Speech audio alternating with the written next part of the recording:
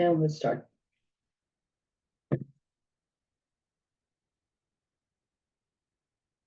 Okay, Patty. Okay, good evening, everyone. Good afternoon for some of you. Buenas noches. Welcome to the Spanish and Shadowing in Latin America Open House. This is the Shadow Abroad program for summer 2025. If you're a pre-med or pre-health student and you are looking to help bridge the language gap in Spanish in the US, you are absolutely in the right spot. We still have some of you hopping on, so we'll just give it a minute or two. In the meantime, I'm going to introduce Carolina, who's on the line with us. Hi, everyone. Hola, Carolina. We also have Molly and Mike, some alum that are going to talk to you in a bit. Hola, Molly. Hola, Mike. ¿Cómo están? Very Hola. good. Bien. Hola. Hola, hola. Hola.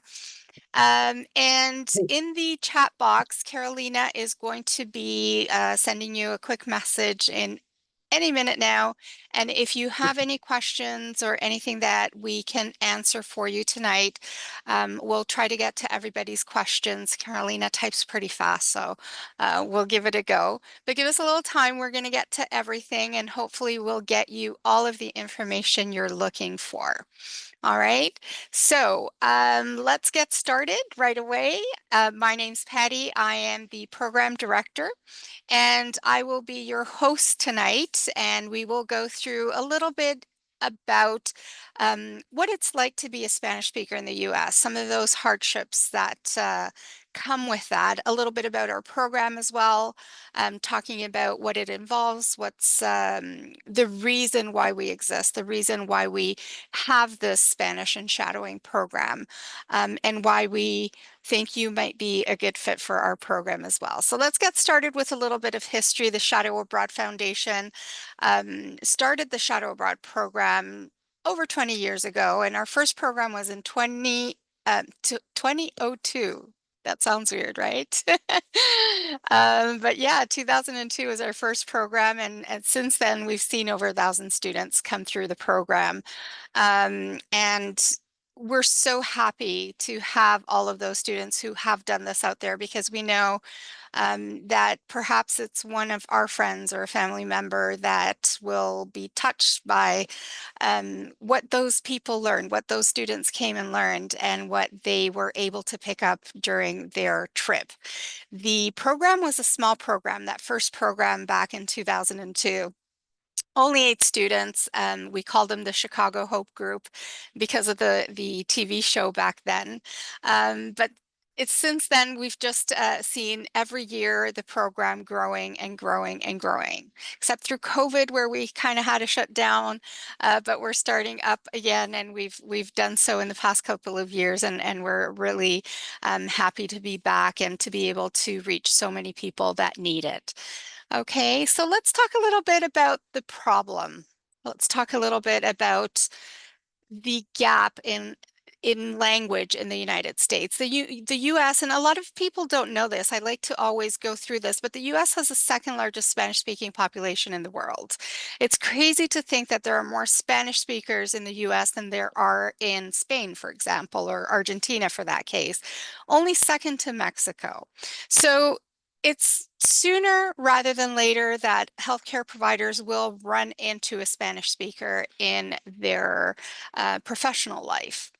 A lot of you out there listening tonight have seen it. And, you know, we learned through COVID that it makes a huge difference when you are able to connect with patients directly. It's great that we have interpreters and we have gadgets that help out, but making that bond, creating that bond directly with the patient is so important. It makes them feel like a welcome part of the community rather than a bother, rather than a problem.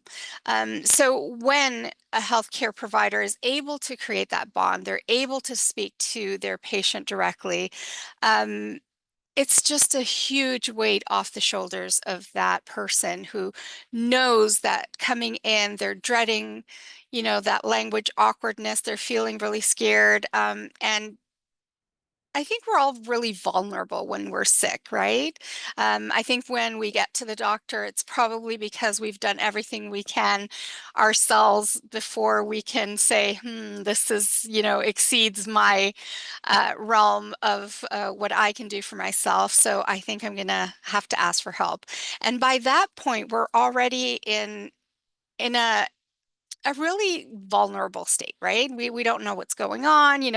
The other side over here that is not in healthcare feels really scared. We're putting our livelihood, our lives into other people's hands. And so add to that the barrier of not being able to communicate. Put yourselves in that situation.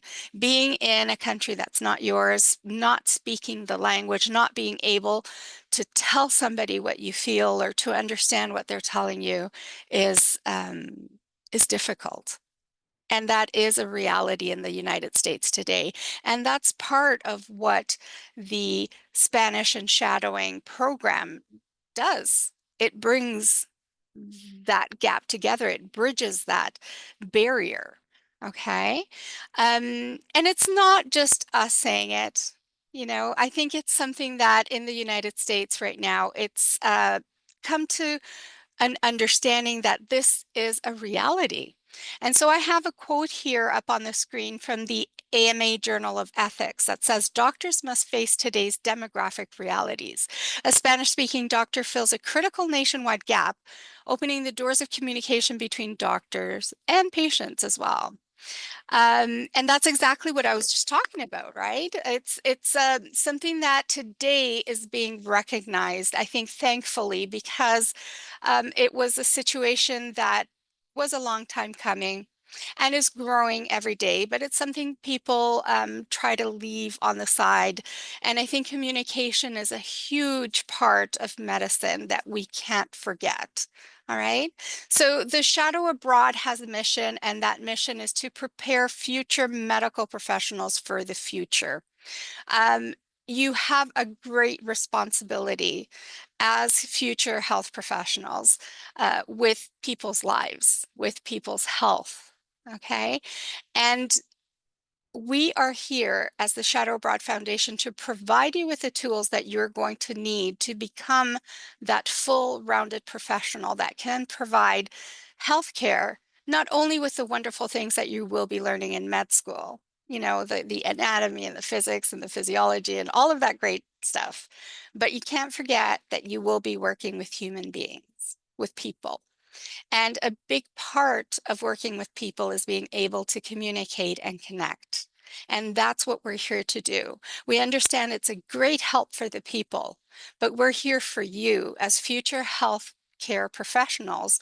You will need this tool, especially if you intend to work in the United States. All right, let's talk a little bit about the program now. This program is a short summer program. By short, we're talking about 6 or 9 weeks. And it's packed full of a lot of components that will allow you to become that professional that you're hoping to be, that can provide healthcare with dignity and safely. Okay, so you will pick up all of these language skills that we're talking about. You will be able to become more fluent in Spanish, and you will be able to connect with your patients because language is learned, according to us, through culture. Culture and language go hand in hand, right? You can't have one without the other. And so with that learning of those language skills, you will also gain that cultural empathy that's so necessary, not only to be empathetic with the people, but to know how to speak empathetically and culturally correct. What are people expecting from you? What is it that they mean by that? How do I understand what they are saying between the lines? Because that's a big part of you being able to understand and connecting with that patient on the level that you need to be. All right. We are very touchy and feely people in Latin America, and that makes a difference. And I know a lot of our students come back saying, I hope to bring some of this back to my practice, and that's wonderful. These courses that we're talking about, the Spanish courses that you will learn, are also transcripted. So that helps you to stay on track for graduating on time, gives you a little bit of a leg up. And if it doesn't work for your undergrad, you can always use it for your graduate studies as well. You can keep your transcript for that. Like I said, it's a short summer program, so you don't need to be thinking about taking a whole semester off or a whole year off to be doing this. And you not only will be learning the Spanish, but you will be learning it in an area that is close to home for you, right? Because you will be shadowing doctors in all of the countries that you will visit. So that will give you an insight on how doctors uh, are involved with their patients. How do they treat one another? How do they speak to one another? How do they connect? How do they communicate? What do they expect? But not only that, how do they connect also with their colleagues? How do they speak to them? What is that relationship like between a doctor and nurse or other health professionals? And that's really important to pick up as well. And you'll be volunteering while you're down here as well, leaving a little footprint behind, saying thank you to the hosting countries. And that also leaves a little bit for you to take. It builds your self-confidence because you're really being pushed out of your comfort zone on a day-to-day basis, right? You're far away from home, far away from your support network, but you do have a cohort of students who are with you, who are in the same boat, and these are your future colleagues and hopefully your newfound friends as well. So you are building that network, and you're going to be able to say, hey, remember that trip we took back then when we were so young, while you're, doing your consult, or while you're in the OR perhaps with a colleague sometime down the road. So that should be a little bit of fun as well. And one of the things that is really important that I mentioned a lot of these things that you're going to be doing. Well, they're very linked to the AAMC core competencies. And that is really important if you are looking to, apply to med school, because this is what they're looking for. And we know that our program is going to check a lot of those boxes off for you. But at the same time, when we are looking at the applicants to our program, we're also hoping that we can see some of these AAMC core competencies in you as well, so that we are able, with our program, to make those even stronger for you. All right, think of these core competencies that are on the screen: service orientation, social skills, cultural competence, teamwork, oral communication, ethical responsibility to self and others, reliability and dependability, resilience and adaptability, capacity for improvement. And if you stop and think and take a step back, are some of these checking boxes off for you? I think so. But we're also looking for these in you. Okay, so this is really important for you to sort of look at. And, if you're in your first years of pre-health, pre-med studies, this is something that you're going to be looking at. If you're further down, this is something that will make a lot of sense for you in your senior year, especially, or if you're doing gap years as well.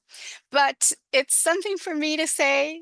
Another thing is to talk to a student who's gone through the process, who found our program and thought, this looks interesting, took the plunge, came down, and had the experience. So let's talk a little bit with our alum. Let me just stop sharing here so we can see them a little bit bigger.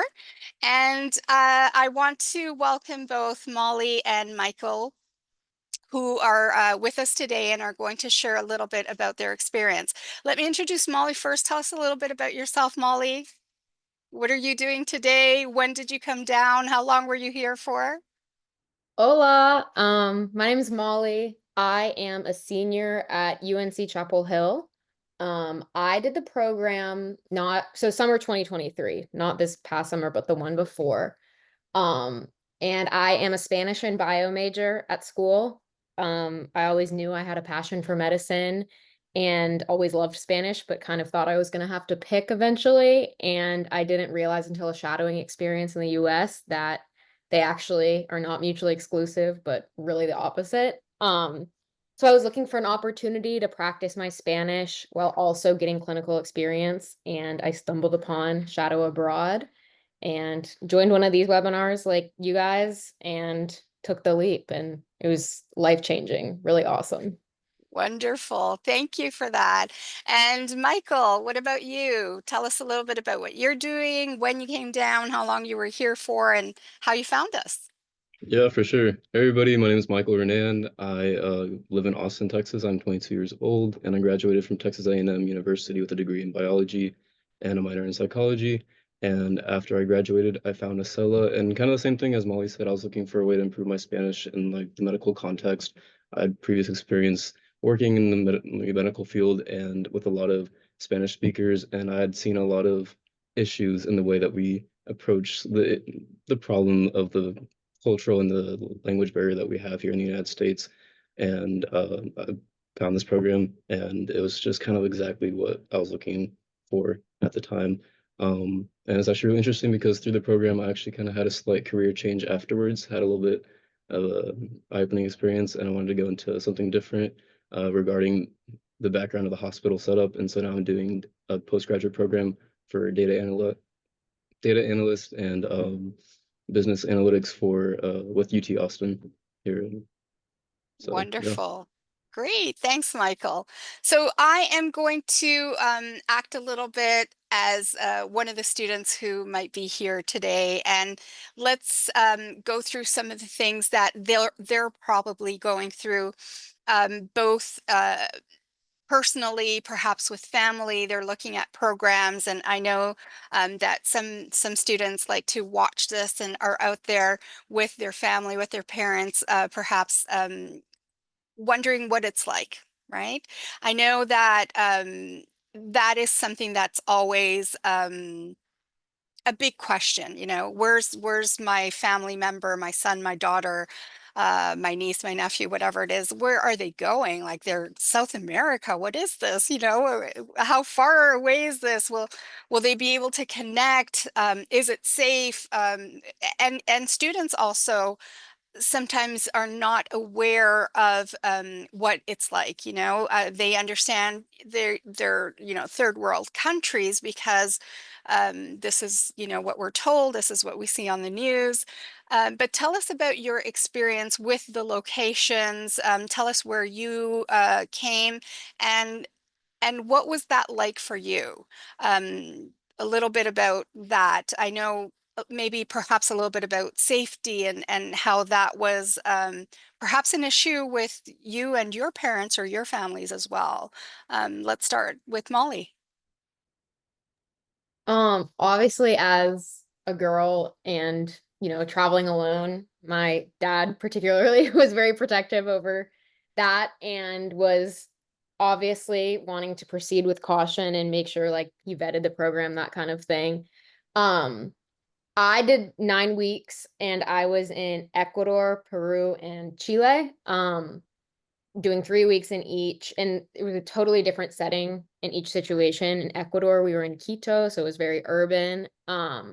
Whereas in Peru, it was Cusco, which felt just more rural. But in terms of safety, it's kind of just, I mean, as I was living alone, traveling alone, and never was concerned about safety in terms of like feeling threatened or anything. I think the biggest difference, like Patty mentioned, is in South America, culturally, like very touchy, very lovey, and not in like a bad way. It's just different. People are closer to you in public spaces than maybe you would expect in the US. And that was a really cool experience for me to kind of push myself to do this kind of a trip. And I learned a lot about myself in the process while learning Spanish and everything. So yeah, safety, I agree. It's something that you have to take seriously. The program does a really good job of informing students about, the ins and outs, different things to look out for. And on the first day of each country, we actually took a day to go to each of the different places where we were like shadowing, or they got on the buses with us and showed us which routes to take and everything. But you also get the chance to be independent and, you know, live on your own and kind of tackle life like you're going to have to in the future. So it's a really cool opportunity. Great. Thanks, Molly. I think that's really important. We really take care of making sure that students are safe. The locations are selected because of the safety it offers, because they are equipped to handle tourists and visitors, but they're not those immense, huge locations where things might get lost.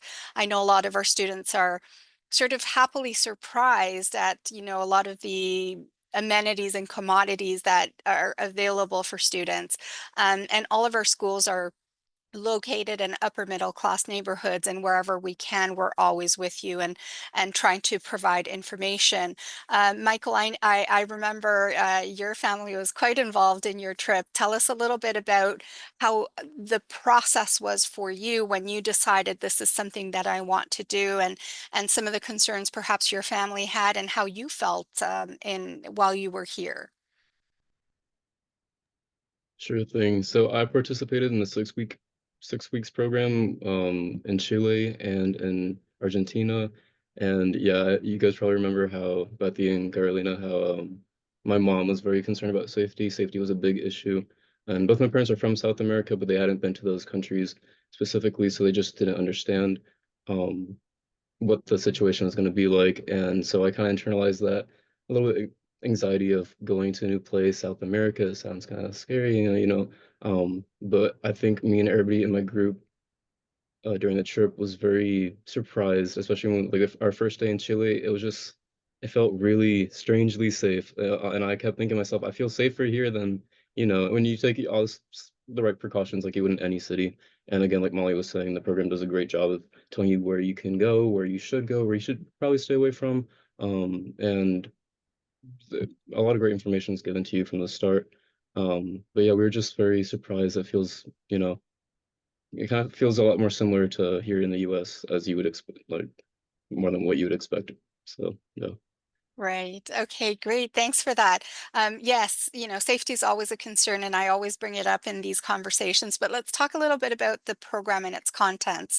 Tell me a little bit about your classes. What was that like?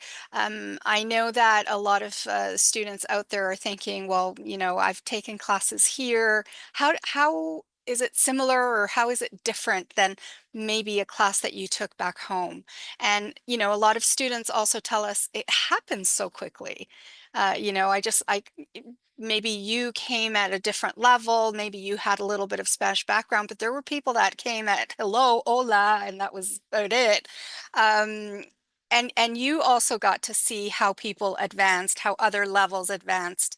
Tell us a little bit about your classes. Tell us a little bit about um, how the learning during your classes was, about the atmosphere, etc. Molly? Yeah, so like I said, I'm a Spanish major. I was lucky enough to go to a school throughout like kindergarten up through 12th grade where I was encouraged to take a language. So I took Spanish since kindergarten, and was like bilingual. I had passed the fluency test on paper. But I always say going abroad and like living in a Spanish speaking country is an entirely different beast. You can know how to conjugate, but like you're never going to be in a convenience store trying to ask for a toothbrush um in like a classroom setting. So it's I mean, I was a pretty advanced kind of speaker, but when we went to Ecuador, one of the first things we did was go to the school and we did like a little language placement thing, and the group was divided up into different classes. So I was with probably like 7 or 8 other people in my group, and that was kind of my class for the rest of the trip. Obviously, when you switch countries, you go to different classroom settings, and it was interesting because they were divided up like 3 different college courses. It to me felt like a hybrid of what I remembered from high school Spanish and like a college Spanish class, only because my experience in high school Spanish is a lot more fun than my college Spanish classes have been in my experience. So Estella was like challenging like a college course, but it was fun because I mean I was there. We were living experiences. Like we would talk about what we did over the weekend, and then we would be able to talk about that in terms of a lesson. And it was really cool to actually, instead of just hearing about things and learning about it from a textbook, like you're living that experience. Mhm. So yeah, it was really cool. Great.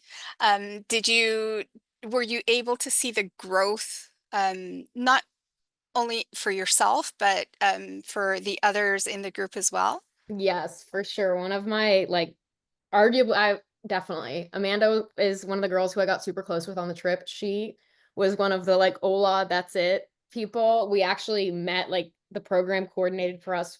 We had a layover at the same time in the same place before the program started, so we met each other in the airport and kind of, I mean, it was awkward at first, but then hit it off really quickly. And Amanda, it's crazy how fast you like how much you learn just by being in that situation. Like, it's uncomfortable because you're like, I don't know what to say, but it's just amazing how quickly, like, the human brain can kind of learn what's going on around it and remember so much more than you think. So I mean, she, like, was talking at the end of the 9 weeks, like, she was like, I wanna come back here. I wanna do this by myself, and she probably could, which was crazy. So, yes, definitely. Wonderful. Great. Thanks for that. What about for you, Michael? Michael, you said your family was from Latin America, so we could perhaps say that you were somewhat of a heritage speaker, but you had, a lot of, as heritage speakers do, a lot of pockets and a lot of things to learn. How was that experience for you? And also a little bit about what you saw in others.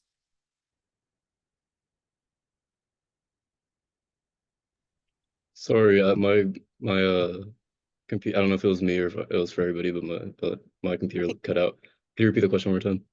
Yeah, no, my question was, tell us about, yeah, I was saying that your family members are from South America, so you were somewhat of a heritage speaker. You spoke at home a little bit, but there were pockets of learning that you had to do. So there are, there is a place for everyone on our program. There are absolute beginners like Amanda, Molly's friend, and advanced learners of a second language like Molly or Michael, who was a heritage speaker. So tell us a little bit about your experience with the classes and what you saw in others as well.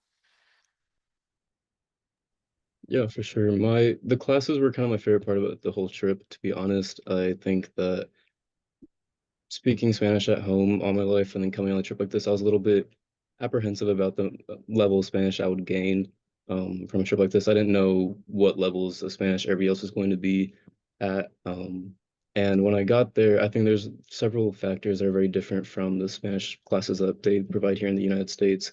You're not learning how to order groceries. You're not learning how to, maintain simple level conversations. But something that really surprised me was the topics that we talked about. Those are things I would never even talk about with my parents. It's if you're going to the medical field, you have to be able to, you know, maintain a conversation around some sort of vulnerable state of being and emotions, and you have to connect with other people. And the topics that we talked about were very profound, and I think that was very insightful. And then being able to step outside of class as soon as it ends and go and have to order your food and be able to practice the skills you just picked up on an hour after is just that's super invaluable. That's great. Yeah, the fact that you're immersed in the culture, in the language, you breathe it, you eat it, you do everything with it makes a real difference to how quickly the even the osmosis of it all is, right? You're just taking it all in. And it's great to have the opportunity to just have the practice, right? But then there's the component, the medical component, we want to bring it all together for you. So what you're learning during the day, like you said, you go out and you order some food and you're talking to the shop owner or the people around you, but then you're also going to shadow. And a lot of students are thinking about that as a wonderful experience. Some students have a difficult time finding shadowing opportunities back home. And that's something that I know is very interesting for the students that are watching here tonight too. Tell us a little bit about your experience with shadowing. What was that like? And how did your classroom learning help you understand that portion of it a little bit better? Molly, can you tell us a little bit about that? Yeah, I had previous shadowing experience, like I had said, in the US. So I was kind of, I don't know, not really sure what to expect. I kind of was like, I already know what this is going to be like. Um, and I was proved wrong. It was entirely different. Um, it really depended on the country. In Chile, for example, in Chile, we were in like a specifically, or for a lot of the period, we were in like a weight loss type metabolic clinic, which was amazing because I mean, I hadn't seen that even in the US. And so it showed me an entirely different structure of medicine and a different approach, honestly. Like it was lifestyle based changes and there were surgical interventions and that kind of thing.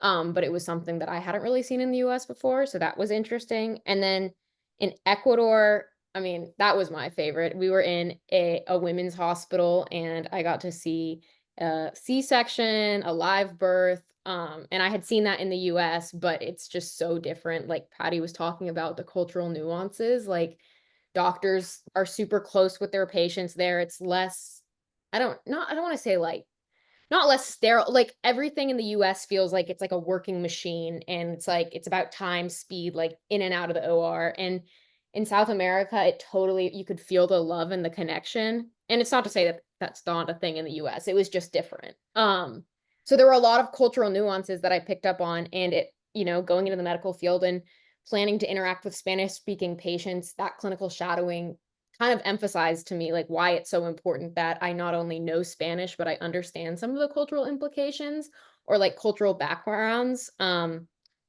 with which my patients would be familiar. Because I mean, it's one thing to be able to talk to them, but to understand like how they normally interact with a physician is huge in terms of like camaraderie and like building rapport. So it was really cool. Great. Were you surprised at all at the technology that was available? Was it different than what you thought? Were you expecting um, Mhm. anything different? I mean, there was a stark difference. I was initially surprised by how like similar, specifically like Quito, Ecuador, and Viña del Mar, Chile. Their medicine felt like the US, 100%. In Peru, my group went to Cusco, and we had a really cool opportunity to be working with a big public hospital that was financially not as well off as were the clinics in Ecuador and Chile. And so that kind of showed me an entirely different side of medicine. It was kind of like a glorified trailer park, which they were using as a hospital, and so many patients, not that many doctors, and it wasn't it was just like supply types things. And that was like a totally different experience, but equally, I mean, I saw like some of the most life-changing things, like things I plan on writing about in like a medical school application. I mean, it just like showed me, I was like, yeah, this is what I want to do. So, yeah. Wonderful. Great. Yeah. These experiences are so unique. They are unique to everybody as well because not I would never say two experiences are exactly the same. One group, one year can change a lot of things. And we always tell the students these are not staged by any means. This is not a program that was created in the United States and is staged here in Latin America. This is a Latin American program. You are going to see uh, life as it goes on here. Michael, tell us a little bit about your shadowing experiences. The shadowing was awesome. I'd shadowed here a few times in the United States, and it was and on the trip it just far surpassed the experiences that I got to um, have here. And the doctors, they treat you differently. It's not so much you're getting checked off as, okay, we let a student volunteer, and it's here like where you're gonna come in, we're gonna teach you, and if you have questions, you're gonna ask, and we're gonna make sure you leave here with something productive and valuable to use in your life afterwards. And they want you to learn. They're there during surgery, asking you questions, and you get to, like Molly was saying, you got to see some really cool things that isn't so commonly practiced here in the United States. And yeah, it also goes. I know someone was asking about the medical terminology in the chat. Even if you don't learn that in your classes, I had a notebook that I would take to all my shadowing sessions, and I filled it out with so much terminology in Spanish. I would ask the doctor or the resident that I was shadowing, like, "Hey, can I see that chart?" And then they would give it to me, and I'll just like write down all the vocabulary I didn't recognize, and that was super, super helpful. So there's Mhm. most to be learned everywhere, for sure. Right. It's part of the learning process, right? One thing is to have a class, one thing is to sit down in a room and with a book, but it's a totally different thing, and you learn it in a totally different way when you're seeing it, right? I can assure you all of that vocabulary that Michael wrote or that Molly picked up in an OR is staying with you forever. It's not the same as the vocabulary you picked up from a book, because it's just different, right? It is ingrained in you in a different way. Michael, tell me a little bit about how that relationship you were talking about with doctors, what was that like a little bit? Like what kind of conversations could you have had with some of the medical professionals that you viewed? Yeah, it was very different from here, in the sense that there's this almost culturally universal like familiarity that people treat you with in South America and Chile, and each country has their own differences. But that's something that's kind of consistent that I saw throughout my trip. And it's just about how you approach a patient. It goes beyond just the hospital setting. It's more about how you treat someone on the street and not making it so that much different when they're um in an OR room or if they're coming to you for help as a physician.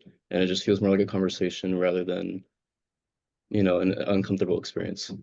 Right. Not like the I'm here and you're there, more like we're two human beings on the same level. I'm talking to you, whether you're a student, whether you're a patient. And that's something that is one of those nuances that Molly, I think, was talking about as well. And it's one of those things that I know a lot of students say, hey, I want to take a little bit of this back with me and into my practice. I want that human one-to-one, being able to open up, um, and that's so important for someone in the medical profession. What about the differences? Molly mentioned some of the differences between the countries. What about for you, Michael, in shadowing the differences that of what you saw and what you did in Chile versus in Argentina?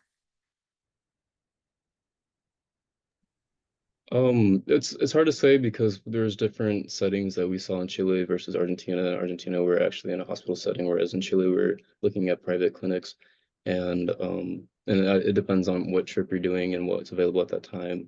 However, um, there's a consistency in the way that people come and they treat their doctors. Um, when they come into the hospital or the private clinic, it's kind of the same. They try and maintain that like we were talking about, that conversation level. Um, almost just treating people as people, and that's something that I think we lack here in the United States a lot. So, And that really goes to that, bridging that language barrier and gap, and just making people feel welcome. Um, Molly, you mentioned a little bit about how you might want to write some of this in a college application. How do you think a program like this that you've taken is going to influence that part? We have other students that connect with us and they're already in med school and they tell us how this experience was just really key for them to take that next step forward, and how Michael says, I've been able to have a different perspective on what I want to do and how I want to approach medicine in the future.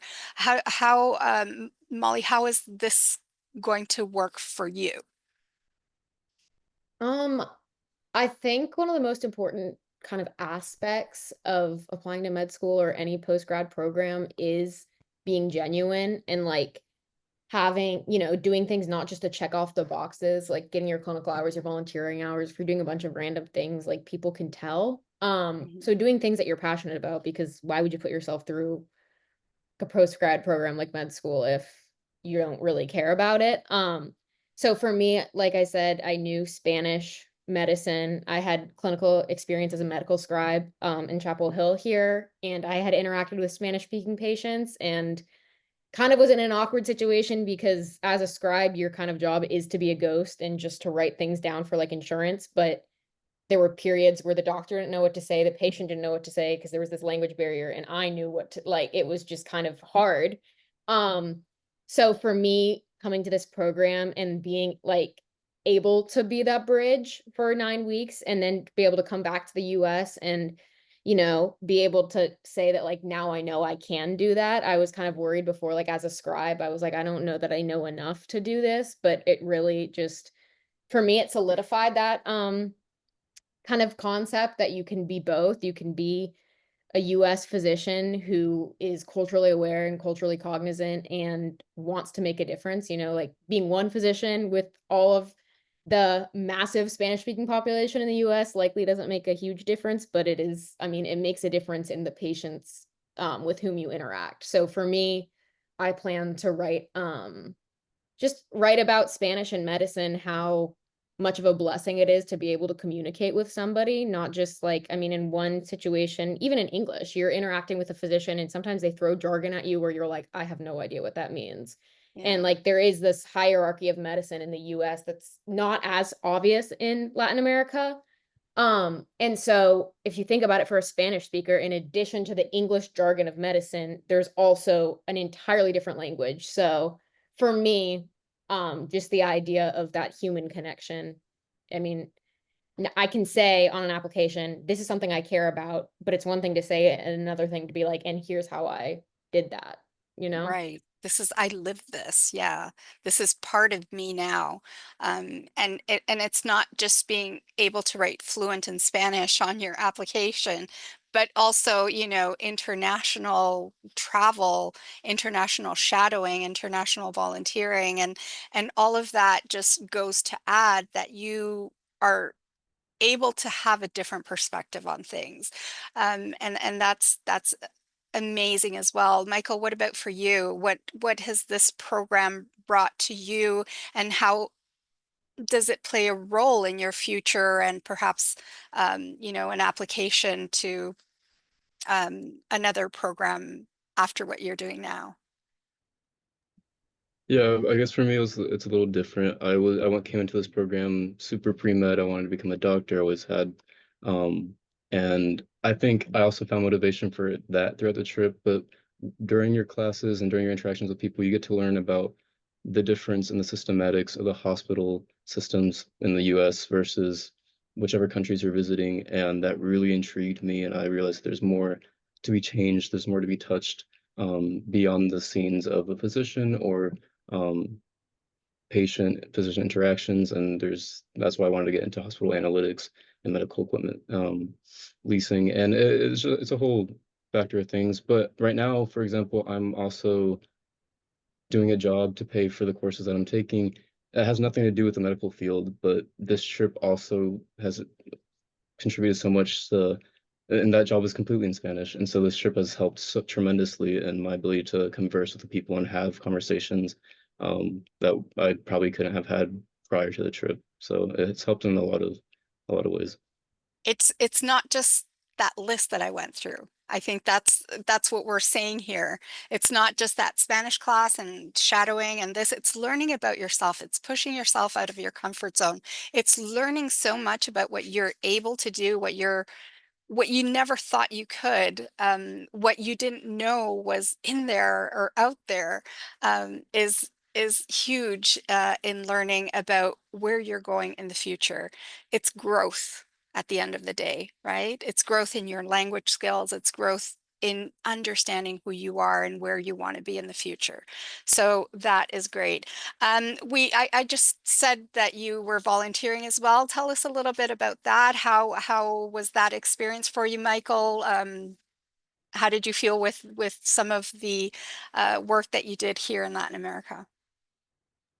Yeah, I said the classes were my favorite, but I might have lied. The volunteering was also very, very special, very fun, and very impactful.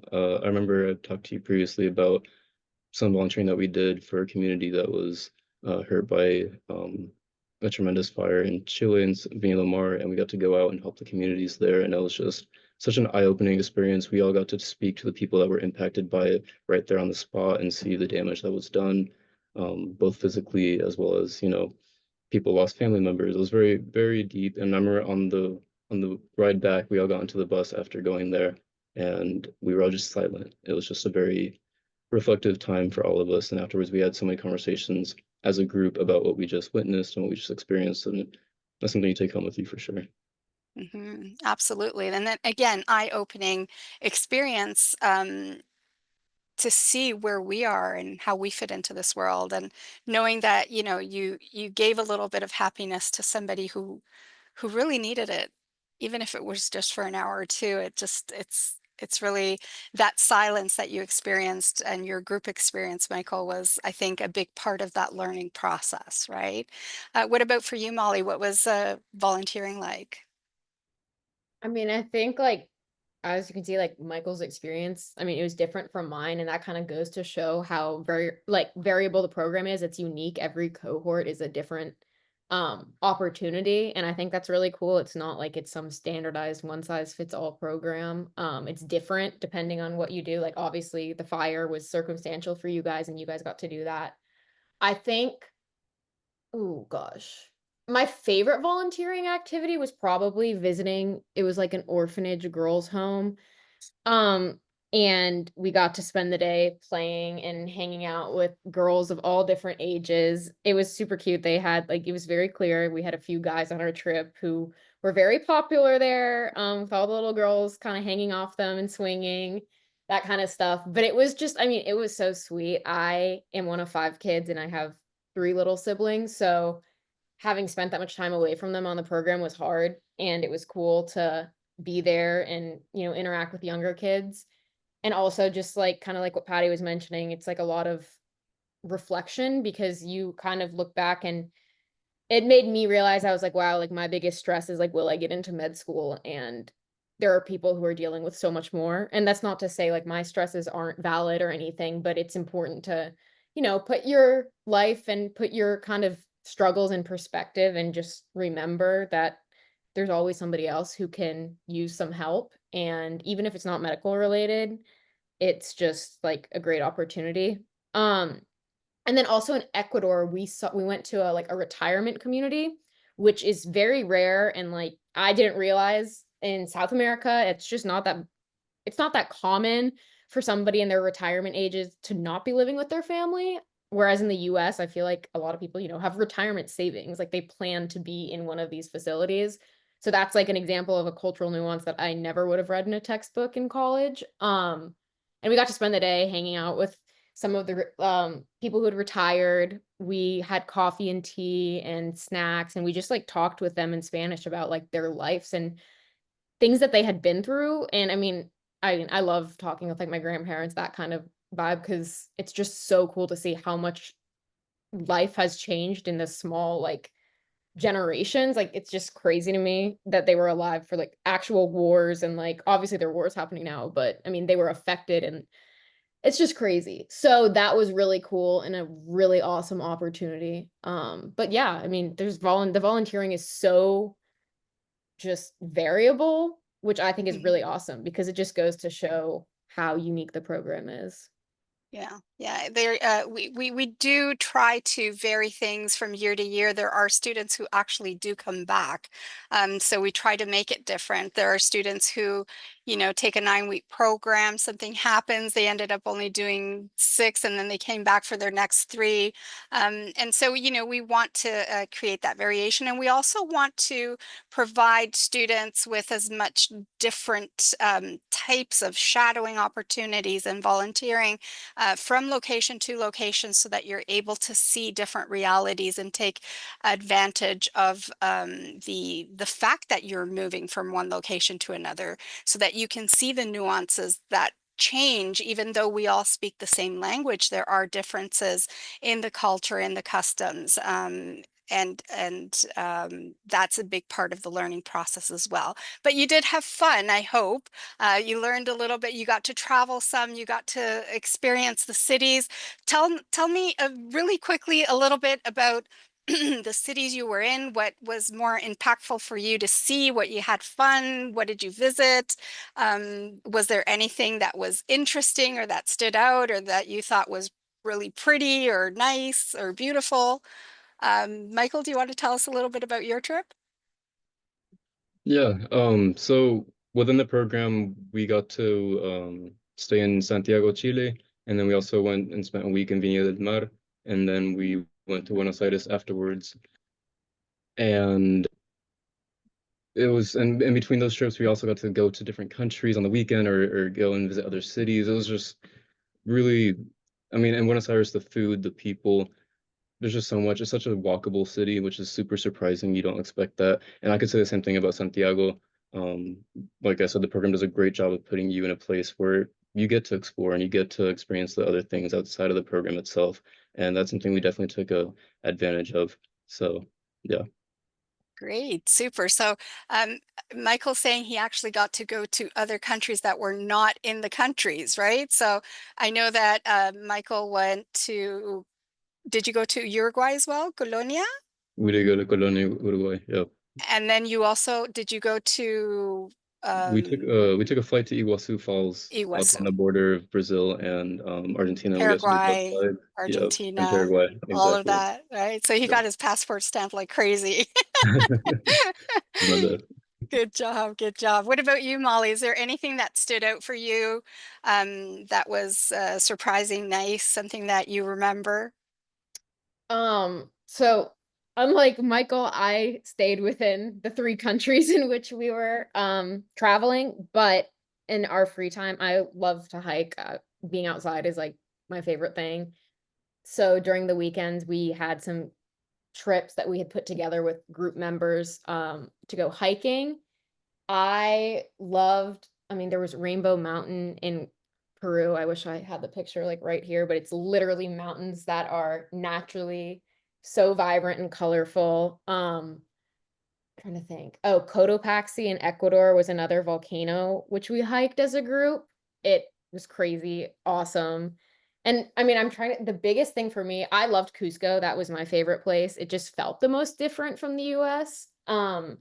And I just looked it up while Michael was talking because I wanted to see the difference. So I'm in Chapel Hill now. The elevation is 262 feet above sea level.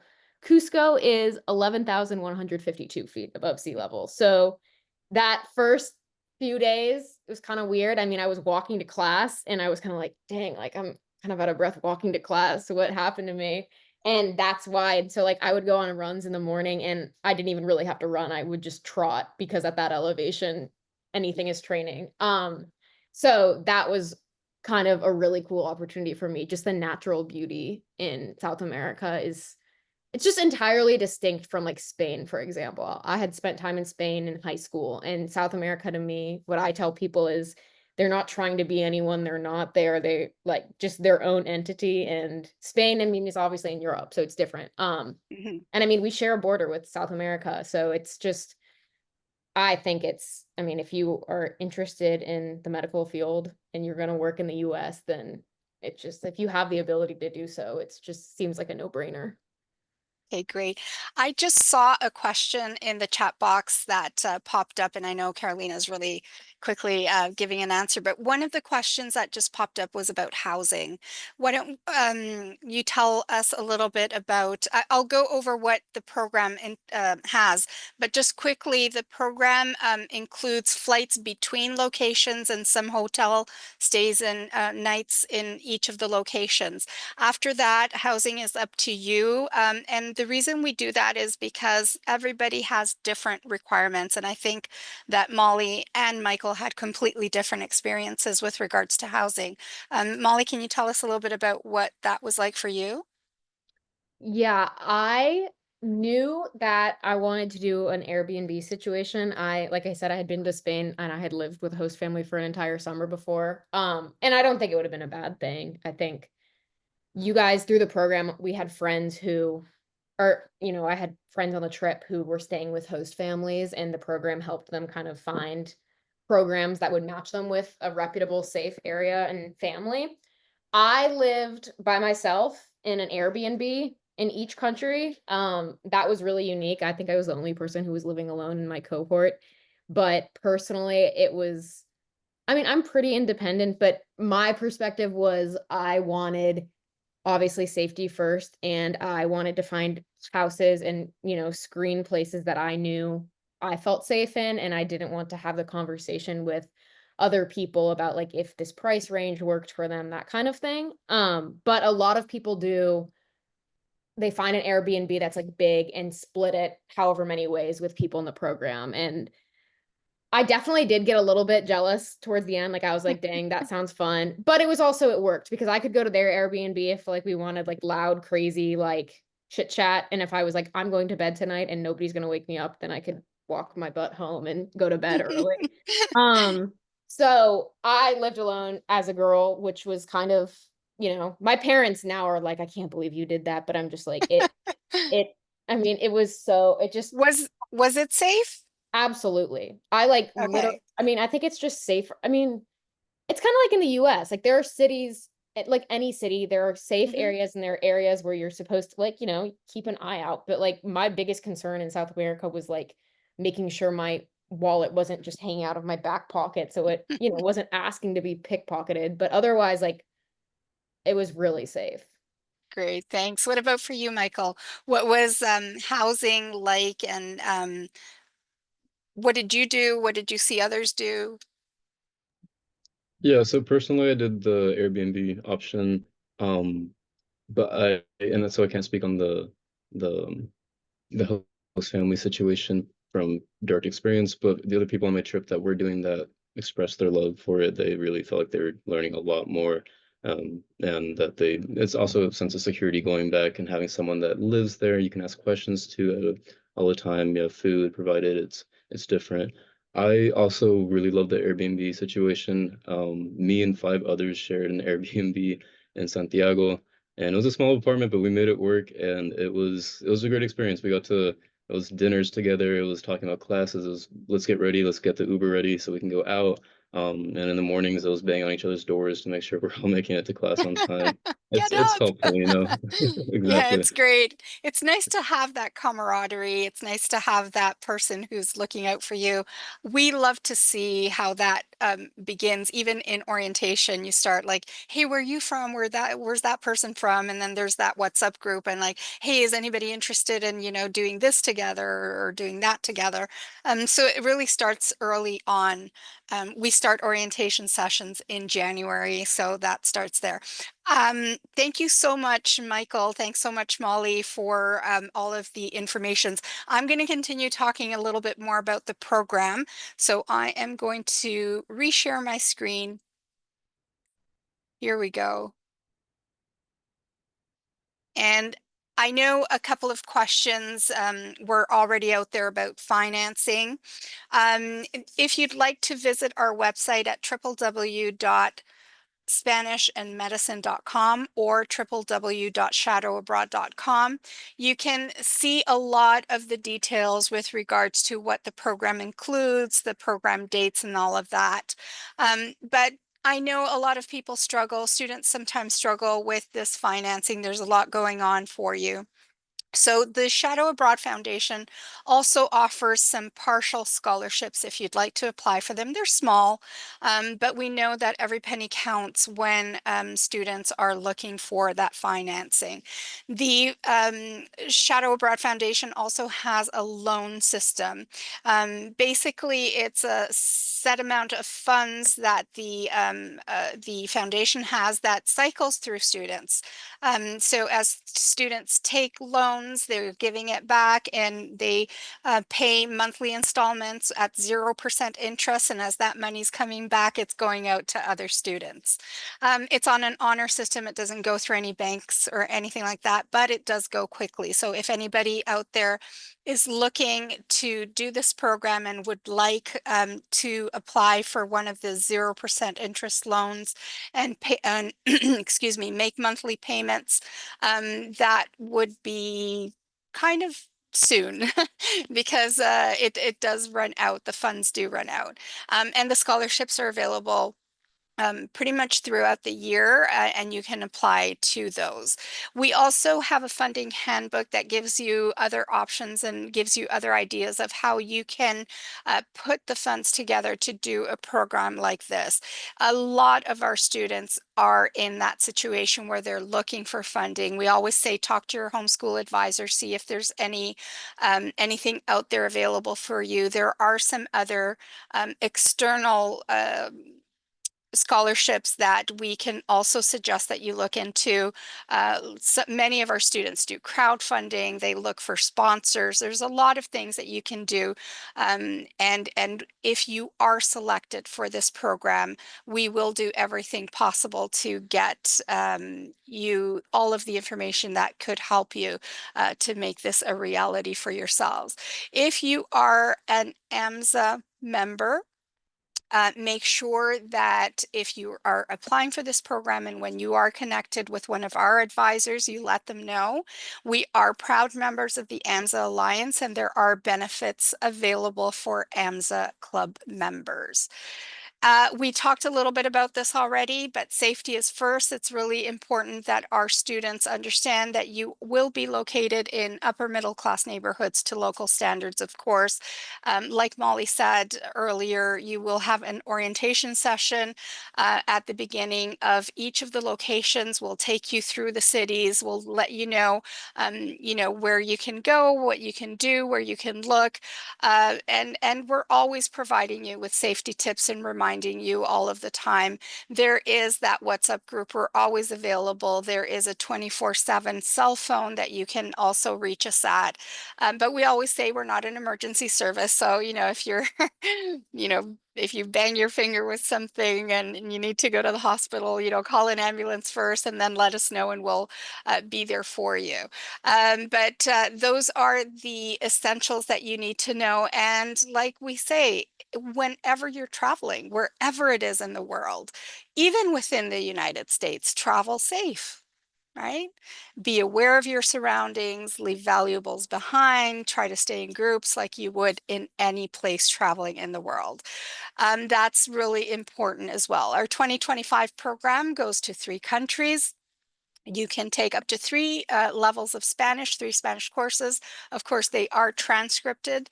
Medical shadowing, volunteering is included. Travel between the locations, 2 nights of hotel stays in each of the locations, and a half-day excursion is included at each of the cities that you will reach as well. I'm just going to play this little video. I don't know if you're able to hear. There's a little bit of music going on, but you're looking here and you're seeing some of the past cohorts that came through the program. And they're having a lot of fun. And you can too. Look at some of those beautiful scenes of just students being able to see not just a notebook, not just a classroom, not just a whiteboard, but living in the countries and being able to see what the culture is like, absorbing that and having all of those experiences that we heard Molly and Mike talk about that are just going to add to your future, to being able to bridge that gap for others, to be able to help one another, and to be able to learn so much about yourself, I think is really key. If you have any questions or if we missed anything, we're happy to let you know. Please write in the chat box, I'd like more information or info, please, and write your email address, and we're happy to send you information. Or you can connect with one of our advisors to ask questions directly with one of them. All right. This is the end of our presentation for this evening. But like I said, we are here for you if you would like any information. And if parents out there are watching as well, you're also welcome to write in the chat box, parent information, please, and we'll also get back to you. All right. Again, the dates for our summer program, summer 1 is May 25th, summer 2 is June 15th. We are currently accepting for both dates. Summer 1 is almost full. If you are interested in the summer 1 program, it's a good time to apply. There are only 20 spots per group. So if they go quickly, and if you are interested, you can request the information as soon as possible. Okay, thanks so much for being with us. And don't forget to visit our website at www.spanishandmedicine.com, www.shadowabroad.com, or write in the chat box and we will be happy to connect with you. Have a good evening, everybody. It was great having you. Buenas noches. Bye, everyone. Good night.